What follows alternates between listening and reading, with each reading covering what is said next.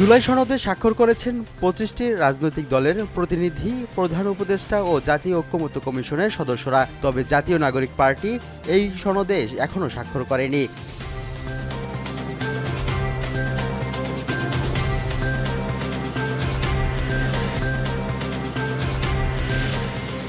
কিছু রাজনৈতিক দল জুলাই সনদে স্বাক্ষর করবে, এটি জাতীয় ঐক্য নয় বলে মন্তব্য করেছেন জাতীয় নাগরিক পার্টির আহ্বায়ক নাহিদ ইসলাম।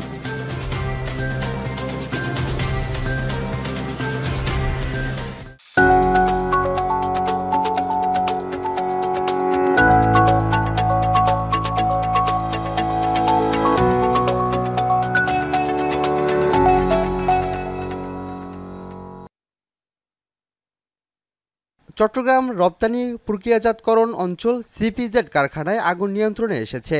অগ্নিকাণ্ডের প্রায় দীর্ঘ ১৭ ঘণ্টা পর শুক্রবার সকাল ৭টা ২৫ মিনিটে আগুন নিয়ন্ত্রণে আসে বলে জানিয়েছেন ফায়ার সার্ভিস। ফায়ার সার্ভিস জানায়, আগুন নেভাতে ফায়ার সার্ভিস রোবটও ব্যবহার করা হয়েছে, যা সক্রিয়ভাবে পাইপ দিয়ে পানি ছিটিয়ে আগুন নিয়ন্ত্রণের চেষ্টা করে। আগুন নিয়ন্ত্রণে এলেও পুরোপুরি নির্বাপন কাজ করতে আরও সময় লাগবে বলেও জানায় ফায়ার সার্ভিস।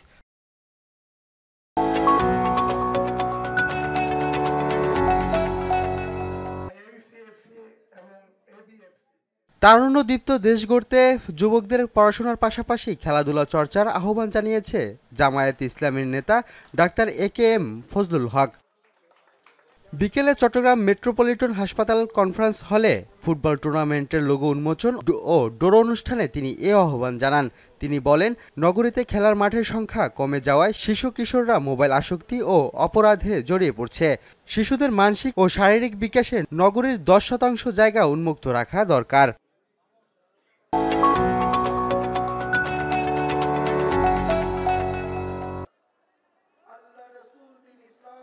চট্টগ্রামে লাখো ভক্তের অংশগ্রহণে যথাযথ ধর্মীয় ভাবগাম্ভীর্যের মধ্য দিয়ে গাউসুল আজম সৈয়দ গোলামুর রহমান প্রকাশ বাবা ভান্ডারী কেবলার ১৬৩তম খোসরোজ শরীফ অনুষ্ঠিত হয়েছে।